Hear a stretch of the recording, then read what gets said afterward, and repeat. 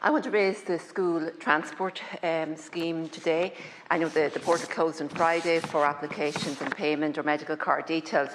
But a few years ago, there was a review of the school transport scheme, and it was indicated that, and recommended in that review, that they would remove the condition that you had to attend your nearest school in order to be eligible for school transport, and that they would reduce the distance that you must live from the school also.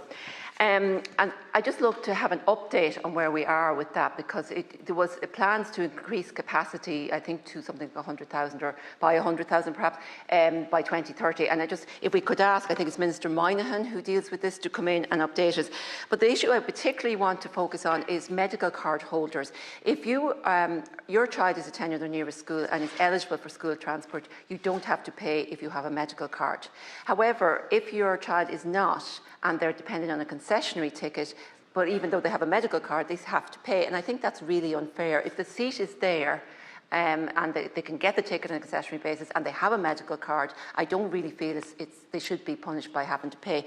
Like, we know the threshold for a medical card is very low, so families who qualify for a medical card are trying to cope with a small income. Like one family whose children attended the second nearest school because it was the school of their parish. The nearest school was outside the parish, was in a different parish, so they chose to attend the school of their parish. They're medical card holders, they have to pay for their child to use the school bus. But they wanted their child to go to the school in the parish that they're living in, because that's where the children will be playing their football and so forth with the club. And that they're being penalised for that. And I've heard from other families similarly, where they don't feel that they should have to pay for a school bus ticket.